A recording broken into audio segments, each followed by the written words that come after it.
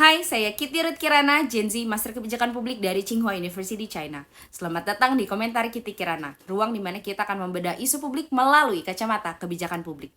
Kalau kamu peduli dengan keadilan, transparansi, dan masa depan Indonesia yang lebih waras, klik subscribe, like, dan tulis pendapatmu di kolom komentar. Karena di ruang ini kita nggak cuma bicara siapa yang salah, tapi bagaimana sistemnya bisa jadi benar. Kadang, sistem butuh disetrum. Bukan karena sistemnya rusak, tapi karena sistem terlalu lama, pura-pura hidup. Dan minggu-minggu terakhir ini, nama yang sedang memegang kabel listrik tersebut adalah Purbaya Yudisadewa. Dalam sebulan, Menteri Keuangan ini jadi sorotan, viral, kontroversial, sekaligus mengubah narasi fiskal negeri ini. Bukan hanya karena gaya bicaranya, tapi karena dia melakukan sesuatu yang hampir tidak pernah dilakukan pejabat publik lainnya. Menyetrum sistem birokrasi yang sudah terlalu nyaman. Tanggal 29 September lalu, Purbaya tiba-tiba datang ke kantor pusat BNI, tanpa seremoni, tanpa pengawalan berlebihan. Langsung masuk ke ruang direksi, minta data real time. Berapa dana pemerintah yang parkir di sana, dan apakah dana itu benar-benar disalurkan ke kredit produktif, atau justru malah dipakai untuk beli dolar dan spekulasi. Hasilnya bikin gemetar satu ruangan, karena yang dicek bukan sekedar angka, tapi pola kebiasaan. Uang negara yang diam, tidak bekerja, tapi tetap menghasilkan bunga bagi segelintir orang. Purbaya lalu berkata singkat ke wartawan, "Saya akan keliling ke semua bank BUMN, biar mereka kapok." Dan kalimat itu langsung viral. Tapi yang banyak orang tidak sadar, di balik sidak itu ada pesan kebijakan publik yang dalam. Bahwa uang negara bukanlah harta pasif. Uang negara harus hidup, bergerak, dan menghidupkan. Karena kalau tidak, uang negara hanya akan jadi kolam stagnan, tempat tumbuhnya rente, bukan tempat tumbuhnya ekonomi. Kalau kamu suka pembahasan kebijakan publik, jangan lupa subscribe, like, komen, dan share. Setiap dukungan berarti untuk menjaga moral publik tetap hidup. Apa yang dilakukan Purbaya sebenarnya bentuk baru dari fiscal monitoring real time, mengubah laporan triwulan menjadi tindakan harian. Ia sedang menguji satu hal, apakah sistem fiskal Indonesia siap dengan transparansi seketika? Karena selama ini, pengawasan selalu terjadi setelah uangnya habis. Purbaya membalik logika tersebut. Pengawasan dilakukan sebelum uangnya menguap. Dan langkah ini mengguncang banyak meja. Karena bank-bank BUMN bukan entitas yang netral. Mereka punya jejaring politik, ada kepentingan daerah, kepentingan pusat, dan ada komisi yang sudah terbiasa mengalir diam-diam. Beberapa hari setelah sidak BNI, Purbaya juga terlihat dalam debat terbuka dengan Luhut Binsar Panjaitan, Ketua Dewan Ekonomi Nasional, dan Bahlil Lahadalia, Menteri ESDM. Luhut mendesak agar dana MBG terus dicairkan agar ekonomi daerah tidak tersendat. Sementara Purbaya menegaskan, kalau dana tersebut tidak terserap sampai Oktober, ia akan potong dan alihkan ke program lain yang lebih siap. Bahlil juga ikut menyerang dari sisi lain, menuduh data subsidi energi Purbaya belum diverifikasi. Jawaban Purbaya tenang tapi tajam. Kalau datanya keliru, saya pelajari, tapi uangnya itu-itu saja. Dan disitulah letak kejeniusan kalimatnya. Karena dibalik semua debat teknis, Purbaya sedang bicara hal yang paling sederhana.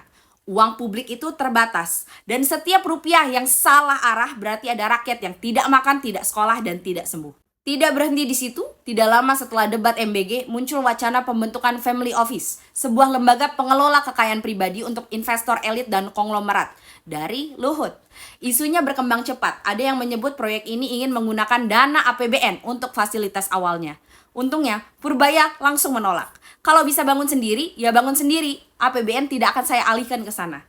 Tegas, bersih, dan berprinsip. Purbaya sedang menjalankan bahwa uang publik hanya untuk kepentingan publik, bukan proyek pengelolaan kekayaan atau wealth management bagi segelintir elit. Sentilannya tajam, kalau elit ingin punya fasilitas pengelolaan kekayaan super, gunakanlah modal sendiri, jangan pakai uang rakyat.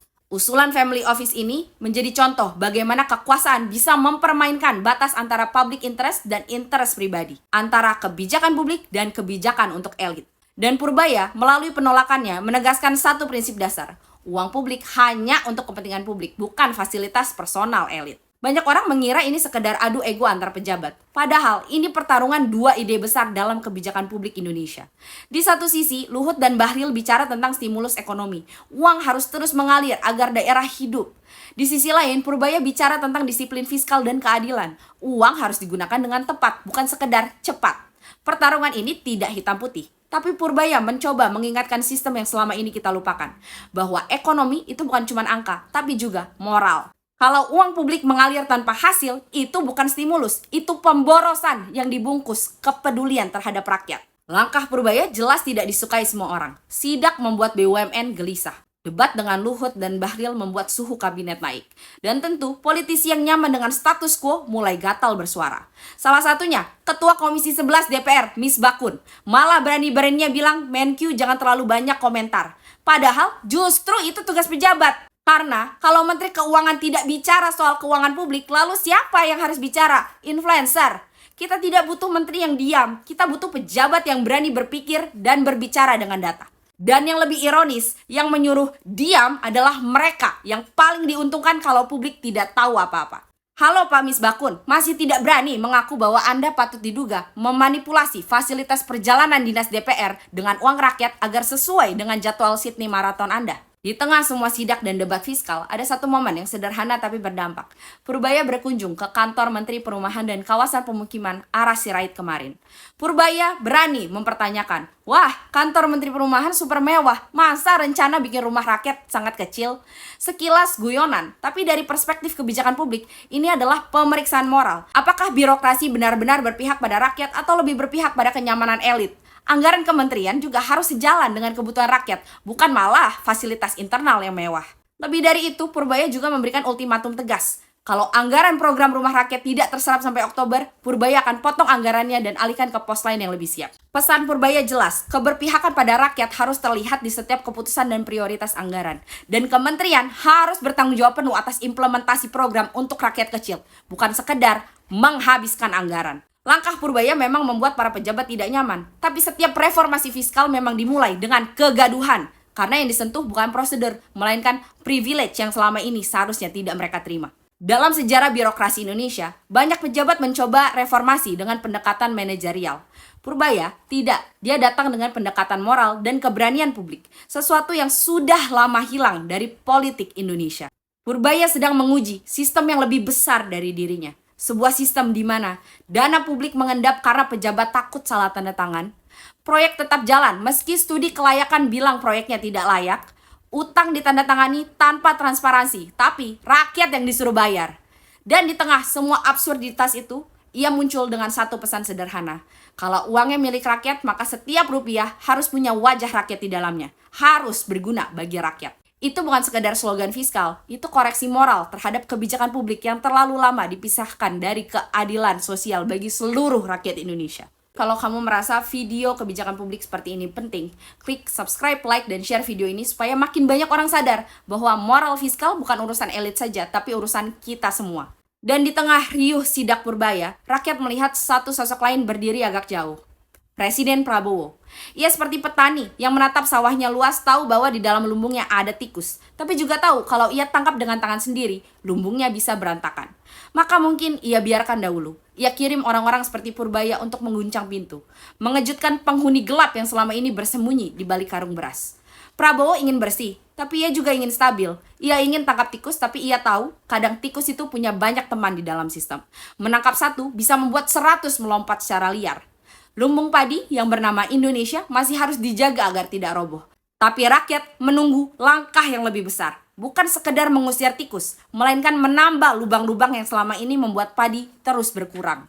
Karena kalau lumbung terus dijaga rapi, tapi tikus dibiarkan hidup, itu bukan stabilitas, itu hanya ilusi. Dan bangsa Indonesia tidak bisa maju hanya dari ilusi.